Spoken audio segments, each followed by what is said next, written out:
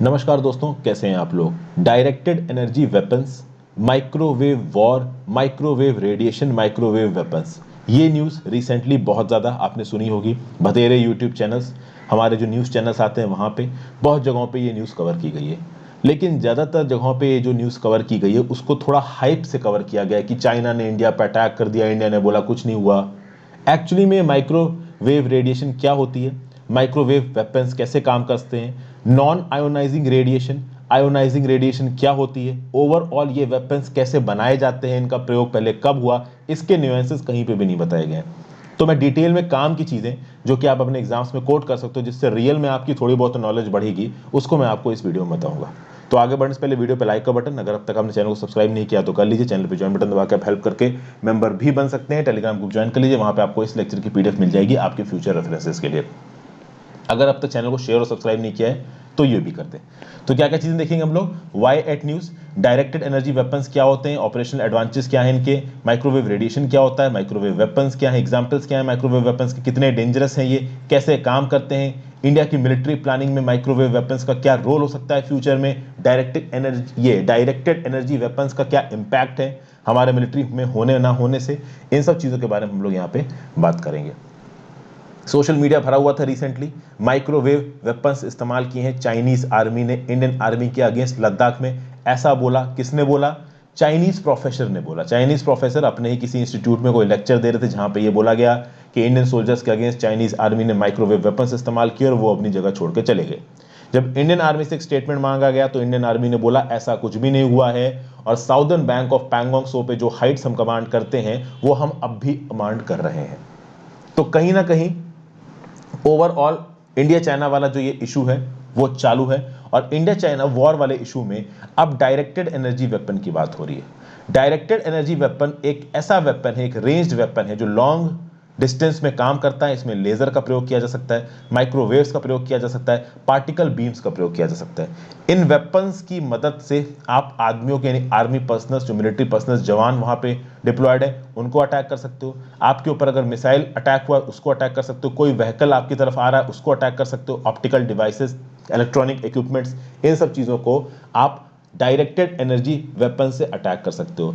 और directed energy weapon में laser weapon भी आते हैं, माइक्रोवेव वेपन भी आते हैं, पार्टिकल बीम भी आती है। यही माइक्रोवेव वेपन कहा गया है कि चाइना ने इंडिया के अगेंस्ट यूज किया, इंडिया ने मना कर दिया, यूज नहीं किया। डायरेक्टेड एनर्जी वेपन के ऊपर यूनाइटेड स्टेट्स में एक बहुत लंबी रिसर्च चल रही है। ठीक है, कैसे इन एनर्जी वेपन्स का प्रयोग करके ballistic missiles, incoming ballistic missiles को न्यूट्रलाइज किया जा सके, हाइपरसोनिक क्रूज मिसाइल्स को न्यूट्रलाइज किया जा सके, हाइपरसोनिक ग्लाइड व्हीकल्स को न्यूट्रलाइज किया जा सके। इसके ऊपर यूएस बहुत लंबे समय से रिसर्च कर रहा है। ना केवल US, Russia, China, India, United Kingdom, इन सारी कंट्रीज डायरेक्टेड एनर्जी वेपन्स को डेवलप करने में लगी हुई हैं। इनफैक्ट ईरान और टर्की ने भी क्लेम किया है कि कहीं ना कहीं उन्होंने डायरेक्टेड एनर्जी वेपन को बनाया है। सुनने में आया था कि लिबिया में अगस्त 2019 में टर्की ने अपना अल्का नाम का डायरेक्टेड एनर्जी वेपन का प्रयोग किया। अभी कितना सही कितना गलत ये नहीं पता। अब यहां पे विजिबल स्पेक्ट्रम की वेवलेंथ दिख रही है अभी आपको, इस पर थोड़ी देर में दोस्तों हम लोग आ रहे हैं। ये जो डायरेक्टेड एनर्जी वेपन है ना, ये वेपन है, ये एक अलग ही प्रकार का वॉरफेयर है। कन्वेंशनल वेपनरी तो हमको पता है, तो इंडिया और चाइना का स्टैंड ऑफ चल रहा है लद्दाख में, तो हजारों की तादाद में पर्सनल्स खड़े हैं दोनों आर्मी के, टैंक खड़े हैं, मिसाइलें डिप्लॉयड हैं, मिसाइल डिफेंस सिस्टम डिप्लॉयड है। ये सब चीजें तो ही कन्वेंशनल वॉरफेयर का पार्ट हो गई। कहीं ना कहीं न्यूक्लियर पावर को भी आप कन्वेंशनल वॉरफेयर का पार्ट बोल सकते हो कि हाँ भाई न्यूक्लियर एनर्जी का भी खतरा है, न्यूक्लियर वॉर हो सकता है। लेकिन ये जो डायरेक्टेड एनर्जी वेपन्स है इनमें कोई आवाज नहीं होती और ये बहुत डेडली है। डायरेक्टेड एनर्जी वेपन में जिस रेडिएशन का प्रयोग किया जाता है उस रेडिएशन की वेवलेंथ विजिबल स्पेक्ट्रम के या तो ऊपर होगी या नीचे होगी, और उनकी वेवलेंथ कुछ इस प्रकार की होती है कि वो साउंड नहीं करते। अगर आप विजिबल स्पेक्ट्री की वेवलेंथ देखोगे यहां पे दोस्तों, तो ये जो आपको बीच का गैप दिख रहा है ना, ये विजिबल स्पेक्ट्रम की वेवलेंथ है। 750 नैनोमीटर से 380 नैनोमीटर वेवलेंथ विजिबल स्पेक्ट्रम की। उसके राइट साइड पे आप जाइए तो आपको दिखता जाएगा ultraviolet, X rays, gamma rays, cosmic rays, wavelength घटती जा रही है। लेफ्ट साइड पे जा रहा है तो infrared, microwave, radio waves, wavelength बढ़ती जा रही है। तो ये बढ़ने वाला और घटने वाला जो पार्ट है वो ह्यूमन आई को विजिबल नहीं है, ह्यूमन आई को बस इतना छोटा सा पार्ट विजिबल है। ओके, तो जब डायरेक्टेड एनर्जी वेपन्स में बात होती है तो विजिबल स्पेक्ट्रम के या तो राइट साइड पे या लेफ्ट साइड पे, कैसे राइट पे कैसे लेफ्ट पे, ये भी मैंने अभी आपको दिखाया। लाइट एक बहुत पोटेंट वेपन हो सकती है, क्यों? क्योंकि लाइट के ऊपर ग्रेविटी का इफेक्ट नहीं होता, ठीक है, कोरियोलिस फोर्स का इफेक्ट नहीं होता। हवा चलती है उसके ऊपर कोरियोलिस फोर्स का इफेक्ट आ जाता है, हवा के ऊपर ग्रेविटी का इफेक्ट आ जाता है, लेकिन लाइट के ऊपर इन दोनों चीजों का इफेक्ट नहीं आता। लाइट ऑलमोस्ट एक परफेक्ट ट्रेजेक्टरी में चलती है। तो अगर आपने एक हाई एनर्जी फोकस से लाइट को छोड़ा है तो एक बहुत लंबे डिस्टेंस पे चलती चली जाएगी। हाँ, ये अलग बात है कि लॉन्ग टर्म में मतलब बहुत लंबे डिस्टेंसेस में डिफ्यूजन हो सकता है, डिफ्रैक्शन हो सकता है लाइट का, बट फिर भी जो लेजर्स होते हैं they travel eight light speed, उनकी रेंज ऑलमोस्ट इनफाइनाइट है। अगर आप रेडियो वेव्स की बात करोगे तो भैया इनफाइनाइट रेंज हो गई, रेडियो वेव्स की रेंज तो वैसे ही इनफाइनाइट होती है। अरे दूसरी गैलेक्सी से जो वेव्स आ रही है उनको तो हमारे साइंटिस्ट नाप रहे हैं, तो दूसरी गैलेक्सी से जो वेव्स आ रही हैं वो कितने हजारों मिलियंस लाइट ईयर कवर करके आ रही होंगी, तो ऑब्वियसली बात उनकी रेंज तो इनफाइनाइट ही हो जाएगी ना। तो यही बोला जा रहा है, लाइट का प्रयोग करके जो वेपन बनाए जाएंगे उनकी जो डिस्टेंस है, जो डिस्टेंस उनके थ्रू कवर किया जा सकता है वो भाई अनलिमिटेड है, ठीक है। तो कन्वेंशनल वॉरफेयर में अगर आप इस डायरेक्टेड एनर्जी वेपन को जोड़ देते हो तो चीजें थोड़ी बदलती नजर आती हैं। और microwaves they are a form of electromagnetic radiation. Electromagnetic में इलेक्ट्रिकल एनर्जी भी आ गई, मैग्नेटिक एनर्जी भी आ गई, उसमें वेरी लॉन्ग रेडियो वेव्स वाला आप वेवलेंथ जोड़ दो तो डिस्टेंस बढ़ गई, तो भैया ओवरऑल जो कॉम्बिनेशन बन गया वो हो गया डेडली। लेकिन यहां पे दो चीजें हैं दोस्तों, एक होती है आपकी आयोनाइजिंग रेडिएशन, एक होती है आपकी non ionizing radiation. Ionising radiation वो होती हैं जिनसे अगर आप प्रोलॉन्ग्ड एक्सपोजर हो गया तो वो भैया आपके सेल्स को तगड़ा डैमेज कर देंगे, आपके एटम्स और मॉलिक्यूल्स का जो बेसिक स्ट्रक्चर है उसको हिला देंगी। आपने एमआरआई देखा होगा या कभी आपने एक्सरे कराया, उसमें क्या होता है, एमआरआई में तो आपके शरीर को एक केबिन में बंद कर देंगे आपको लिटा के या फिर बैठा के। एक बार मेरे दांत का, मोलर टीथ का एमआरआई हुआ था, तो मैं एक बिल्कुल ही बंद से केबिन में बैठा था और वो मेरे ऊपर हाई फ्रीक्वेंसी बीम्स छोड़ रहे थे, मोस्ट प्रोबब्ली एक्सरे के छोड़ रहे होंगे। तो इसको बोला जाता है magnetic resonance imaging, electromagnetic radiation छोड़ते हैं। वो इलेक्ट्रोमैग्नेटिक रेडिएशन इतनी डेंजरस होती है कि अगर ह्यूमन बॉडी उनसे एक लंबे समय तक एक्सपोज हो जाए ना तो ह्यूमन बॉडी की जो बेसिक सेल्स है ना उसको तोड़ देंगी वो इलेक्ट्रोमैग्नेटिक रेडिएशन। और एक लिमिट से ज्यादा हमारी बॉडी की सेल्स को अगर उन्होंने नुकसान पहुंचाया तो एक अनवांटेड रिएक्शन शुरू हो सकता है, एक कैंसर की शुरुआत हो सकती है, एक ट्यूमर की शुरुआत हो सकती है, एक नर्वस सिस्टम के फेलियर की शुरुआत हो सकती है। इतनी डेंजरस होती है आयोनाइजिंग रेडिएशन। तो आयोनाइजिंग रेडिएशन तो भैया बड़ी डेंजरस है, एक तरीके का जो न्यूक्लियर जो वॉरफेयर है, न्यूक्लियर जो वेपन है ना, ये आयोनाइजिंग रेडिएशन ही छोड़ता है, इसलिए इतना डेंजरस होता है। लेकिन ये जो माइक्रोवेव्स है ना, ये नॉन आयोनाइजिंग रेडिएशन में आती हैं। नॉन आयोनाइजिंग रेडिएशन में आती हैं विजिबल लाइट्स, माइक्रोवेव्स और रेडियो फ्रीक्वेंसी। तो कहीं ना कहीं ये जो माइक्रोवेव्स हैं ये भैया आयोनाइज नहीं करती हमारी बॉडी को, ये अच्छी बात है। और हम लोग डेली के बेसिस पे हमारे बॉडी के अंदर से हजारों लाखों करोड़ों की तादाद में माइक्रोवेव्स निकलती हैं। तो अगर कार स्पीड कर रही तो कार की स्पीड को नाचने के लिए जो ट्रैफिक नापने के लिए ट्रैफिक पुलिस वाला है वो माइक्रोवेव्स डिप्लॉय कर सकता है। टेलीफोन नेटवर्क्स, टेलीविजन नेटवर्क्स, ये सब माइक्रोवेव्स पे चल रहे हैं। प्लाईवुड को सुखाने में माइक्रोवेव्स का प्रयोग होता है। रबर और रेजिन इंडस्ट्री में माइक्रोवेव्स का प्रयोग होता है। ब्रेड और डाउनट्स को बनाने में माइक्रोवेव्स का प्रयोग होता है। पोटैटो चिप्स को कुक करने में माइक्रोवेव्स का यूज होता है। आपके घर में माइक्रोवेव एवन है तो आपने तंदूरी टिक्का, तंदूरी चिकन पकाना है तो आपने माइक्रोवेव्स का इस्तेमाल किया। उस माइक्रोवेव के, उस ओवन के अंदर माइक्रोवेव्स ही तो होती हैं जो खाने को पकाती हैं। वो कैसे खाने को पकाती हैं थोड़ी देर में बताऊंगा। तो अब बात आते हैं माइक्रोवेव वेपन्स की। Basically these microwave weapons are direct energy weapons. ये एनर्जी को डेवलप करते हैं, डिलीवर करते हैं एक हाईली फोकस्ड फॉर्म में, सोनिक फॉर्म में, लेजर फॉर्म में, माइक्रोवेव्स फॉर्म में। किन किन कंट्रीज के पास माइक्रोवेव वेपन्स है? तो चाइना ने पहली बार अपने माइक्रोवेव वेपन को 2014 में के एयर शो में डिस्प्ले किया था। इस वेपन का नाम था पॉली WB1। यूएस ने भी अपना एक माइक्रोवेव वेपन बना रखा है जिसका नाम है एक्टिव डेनियल सिस्टम। ये सब कैसे काम करते हैं आपको बताऊंगा। माइक्रोवेव वेपन्स को इस्तेमाल कब किया गया? तो यूएस ने अफगानिस्तान में 2017 में इस्तेमाल किया इसको। यूएस ने ऐसा बोला था कि 2018 में एक सोनिक वेपन को इस्तेमाल किया क्यूबा में, ठीक है। तो ये कुछ एग्जांपल्स हैं जहां पे इन वेपन्स को इस्तेमाल किया गया। अगर आप माइक्रोवेव वेपन्स की रेंज को माने तो देखिए माइक्रोवेव्स की रेंज होती है 300 मेगाहर्ट्ज से 300 गीगाहर्ट्ज, ये इसकी फ्रीक्वेंसी है। और इन फ्रीक्वेंसी में जो वेवलेंथ आ जाएंगी वो 1 मिलीमीटर से 1 मीटर की आ जाएंगी। अभी आपको वेपन किस ग्रेड का बनाना है उस हिसाब से आप फ्रीक्वेंसी और वेवलेंथ को चुनोगे।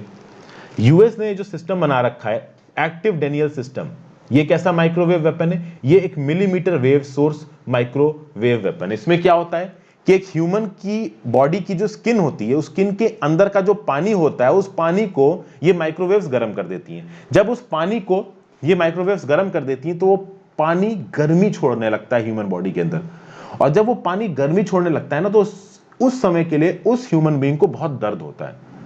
तो जब भी राइट्स होते थे ना यूएसए में, राइट्स को कंट्रोल करने के लिए एकदम से भीड़ इकट्ठा हो गई, पत्थरबाजी कर रही, तो पुलिस क्या करती थी? एक्टिव डेनियल सिस्टम का प्रयोग करती थी, यानी राइट्स की तरफ इस एक्टिव डेनियल सिस्टम का मिलीमीटर वेव सोर्स छोड़ती थी।